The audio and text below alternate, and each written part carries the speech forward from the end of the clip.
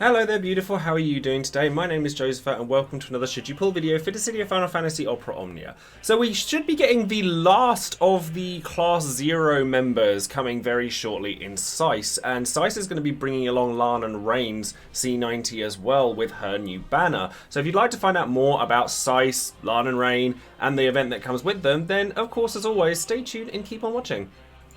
Don't forget to check out all of my social media links down in the description box below, including Twitch, where you can find me streaming all days of the week, stream various different things. We're just finishing up on Final Fantasy VII now on Final Fantasy Counter, and we're going to be going into Final Fantasy VIII with a slightly different mindset and maybe streaming it slightly more frequently as well, so you can look forward to that, as well as all sorts of Dissidia events as they come live, and Final Fantasy XIV.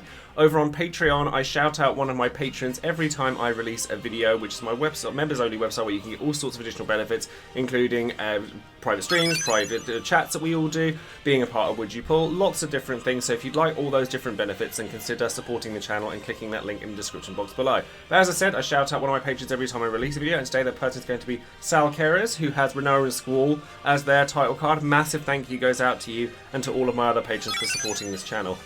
And like the people who support my channel, there are loads of other resources and content creators out there for Dissidia Opera Omnia, so I encourage you to go out there and support them as well.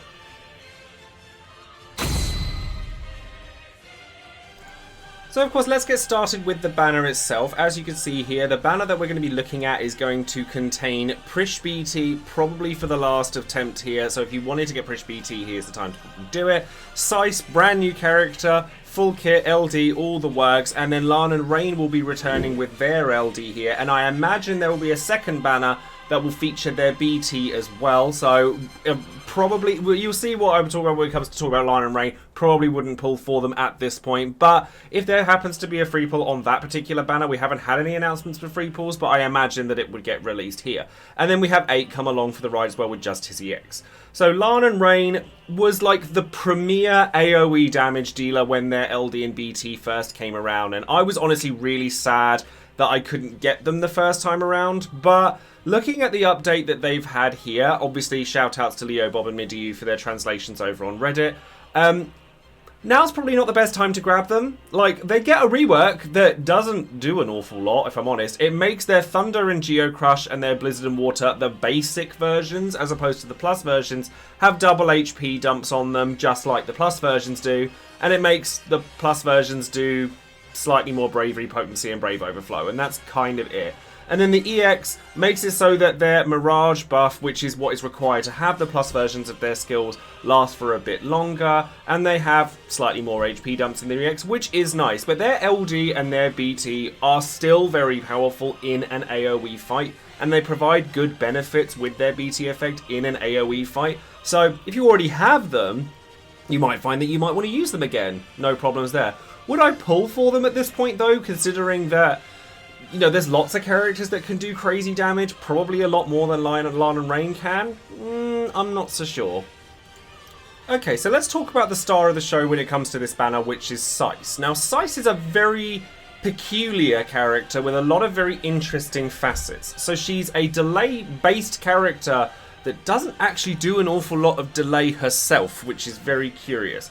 So let's go over each of her skills individually. So Phantom Scythe, which is her basic skill, is her way of increasing her special effect, which is Malice. Now, all Malice actually does is increase her stats and give you the plus and plus plus versions of all of her other skills, which have additional HP dumps to them. The actual effects of them don't change, but the amount of damage that they do does, and you obviously, for that reason, want her to be at Malice max stacks for as long as possible. And she gains those stacks by either using Phantom Scythe or by using her AA. And along with Phantom Scythe, she also gives herself 100% evasion rate up, which is quite nice. Like, that's never a bad thing. It makes it so that her grudge stacks, or malice stacks, sorry, are less likely to go down because they are decreased when she is broken.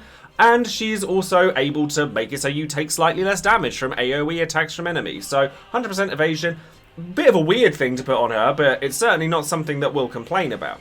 Her second command is Dark Nebula, which has a double HP dump regularly, 3 at plus, 4 at plus plus, and quite simply delays the enemy by 2 turns. That's all you had to know about that one. Set Grudge Slash, like I said, her AA increases her malice stacks as well. Her EX is where things start to get really interesting. So her EX, again, has additional HP dumps depending on how many stacks of Malice you already have. And then it also gives her a buff which enchants her for Dark and also gives her a Varn-like effect. So like a passive Imperil that isn't an actual debuff as long as she's attacking them. So very similar to Varn on that front. And what it also does is it heals her and it also moves all enemies in the turn order back to where the furthest enemy in the turn order lies. So, for example, you've taken somebody like Quistis along with Sice and you've delayed one enemy over and over again with Degenerator Whips and all of that stuff. Sice then uses her EX and every other enemy then matches that one enemy that you've delayed already. So for that reason, obviously Sice is best paired with another character that delays very heavily, or even one that does somewhat, because she does have some of her own delays through her skill too. But it's this ability that makes her particularly interesting. And then her LD is also very useful as well because it adds a follow-up attack onto all of her kit. Again, just like all of her other stuff, she gets plus HP dumps depending on how many stacks of Malice that she has. You get a free skill use the following turn. You get AoE 100% 4 times HP damage on the plus version of this skill. And it also inflicts a debuff at, when everything's maxed out for 12 turns, which lowers their defense and also triggers a Brave HP attack that has splash damage on it, so for every action that passes, whether it's yours or your enemies. So the damage from Sice can rack up really quickly. She's most definitely a very interesting character. She suffers slightly at the beginning of FR era or Shinryu era, but you start to notice as you look later down the line that she starts to get used a bit more. The nice thing about Shinryu era is that once you've fully focused on a strategy that you want to employ through the FRs that you decide to cash in on, you can build around that in a lot of different ways, which means characters being released now don't actually get that many adjustments in 6-9 months time. Like, they don't get loads of extra additional HP dumps or anything, but they still work, because as long as they're working within your force time, like strategies and things like that, they'll still be really useful. And as time progresses, more of those strategies will open up to Sice, which means if you like her, you could probably find uses for her for quite a while. Just you might find a bit of a speed bump with her when there's no force time really benefits her. But for the time being, she's a very interesting character that provides a lot of very quirky things and is a character that looks very enjoyable to play if you enjoy delay-based strategies.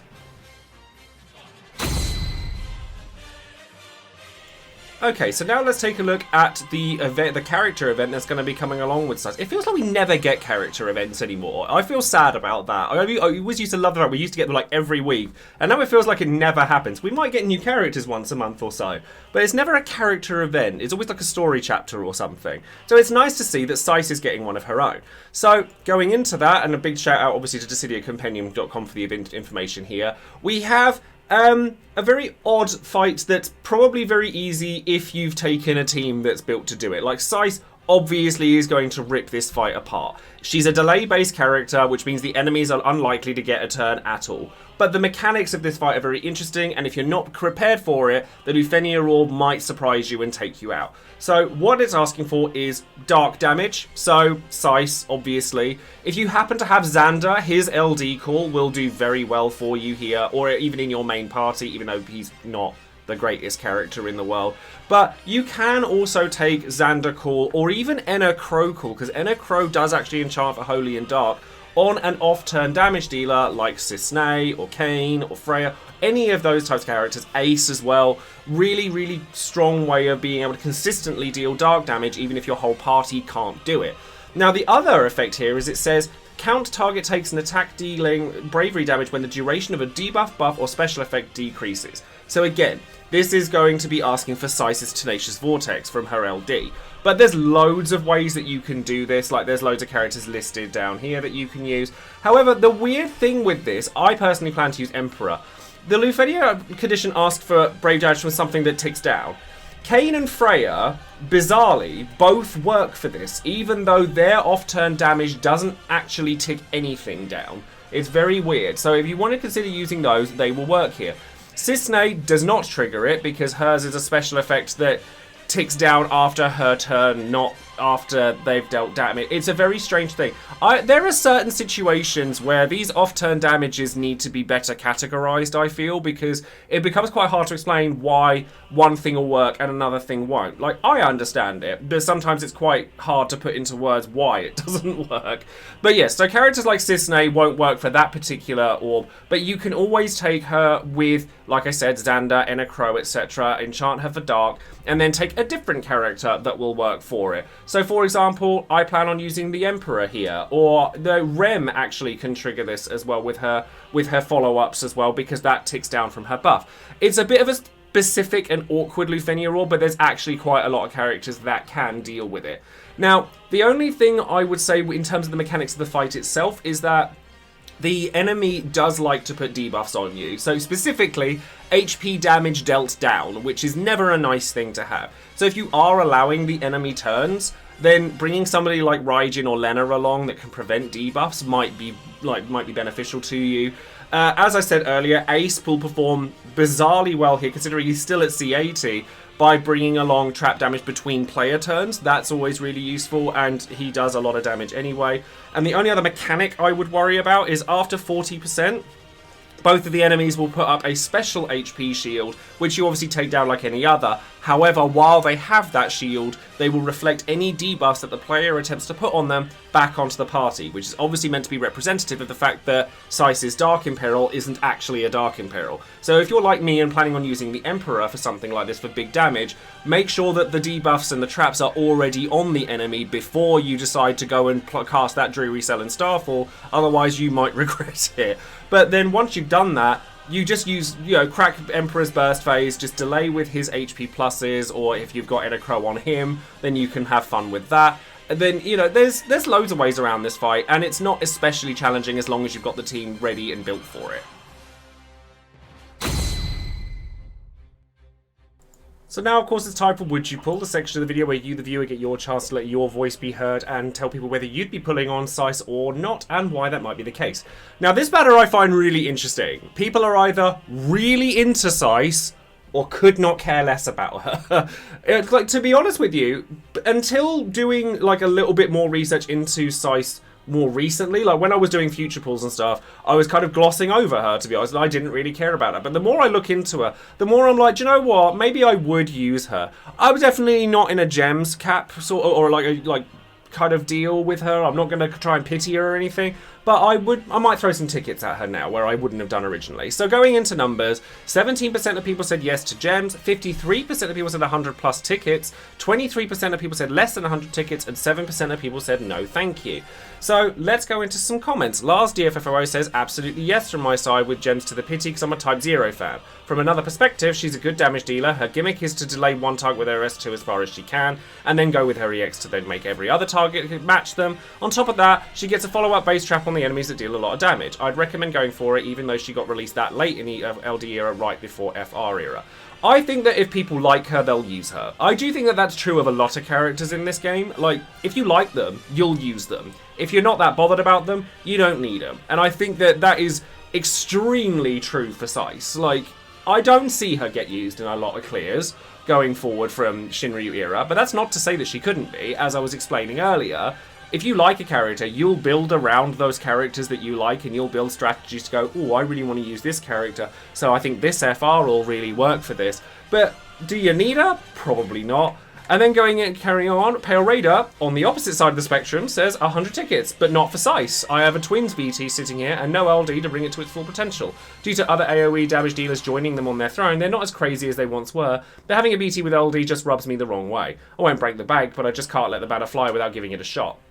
If I do pick up Sice, then great, but I probably won't use her until her reappearance in a Lost Chapter as it comes about, as she seems a great deal more powerful then. This is also the reason why I won't be bothered if I don't get her. She will return, and with a vengeance.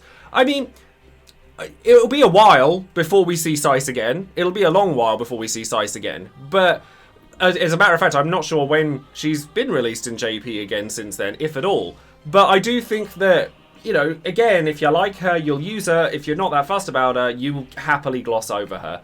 And then finally, Munchlack says, for me, I'll throw some tickets, but my pull plan for the time being doesn't unfortunately accommodate Sice, but if I do manage to get her, I'll use her for sure. Her kit is fantastic, and I would recommend others to think of her and at least debate some pulls for her.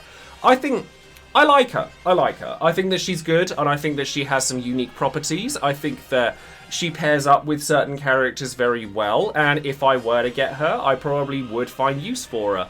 I'm just not willing to go hugely out of my way for her when I know I'm saving for other things in the future.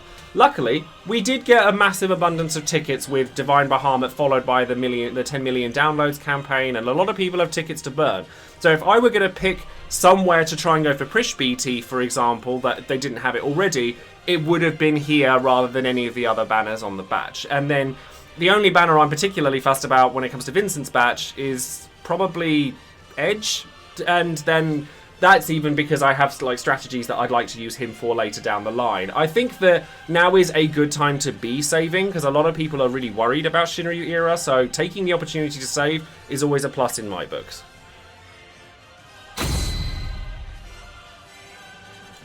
So big question time, should you pull for Sice or Lann and Reynn? In the case of Lann and Reynn, I'd say unless you were in a similar situation to what Pale Raider was saying in Would You Pull, or you really love the character, I'd say no. I think that because their gimmick is just AoE damage, it's not even damage, it's a specific kind of damage.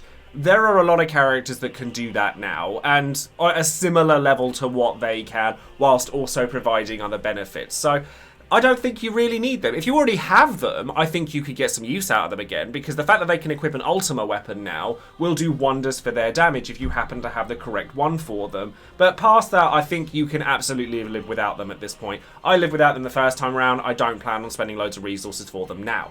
Sice, on the other hand, is very, very cool. Like, that's the best word I could think to describe Sice. She has a unique gimmick. She does a decent amount of damage, quite a lot of damage in AoE fights. She has a way of sort of capitalizing on AoE fights. She has dark damage, which isn't particularly common in Dissidia. Certainly not as readily available as she has it. She also has evasion, which is useful.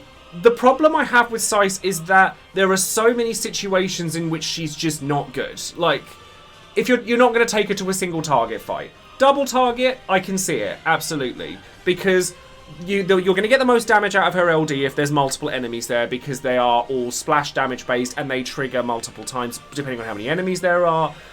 Her gimmick of spreading delay to other enemies literally doesn't do anything if there's only one enemy there. And there are a lot of very powerful single target fights. Obviously, there's a lot of very powerful multi-target fights as well. And in those fights, she is very good. But obviously, she's locked to an element as well. And that has to be taken into account. Because mid-Shinryu era, there's a lot of elemental lockout stuff. So you have to kind of bear that in mind. In the situations where she's good, she's very good. Like, she has a gimmick, she plays it well. If you like that kind of strategy, she's going to do you very well. Do you need to have Sice? No, I don't think so. There's a lot of different strategies that you can do that don't employ her. But I think if you like her, and this is something I've said repeatedly throughout this video, because I'm sure that by me saying I don't think you need to have Sice, lots of people are going to come for me. But the truth of the matter is that I've seen not very many uses of her going forward into Shinryu era, which has to be factored in when we're this close to it. Yes, you can use her, and yes, you can build around using her if you want to, and that's why I'm saying, if you like her, you'll probably use her, but if you're looking at this from a perspective of someone who isn't sure what to do, I'd probably leave it. So that's going to be all for today's video. Thank you ever so much for watching today. Don't forget to like the video, subscribe to the channel, and click the bell for any future videos I might be making. And let me know in the comments what you guys think of Sice. I have come around to her a lot more than I used to, because I think she's very interesting and she's very cool, and I do have an abundance of tickets, so I might throw some at her, but I stand by what I'm saying as well for those who aren't sure about whether they need her or not. But let me know what you guys think. And obviously, don't forget to sort of comment and like and all of that stuff as well. And I will see you next time. Thank you ever so much for joining me again. And I'll see you later, beautiful. Have a good day. Bye now.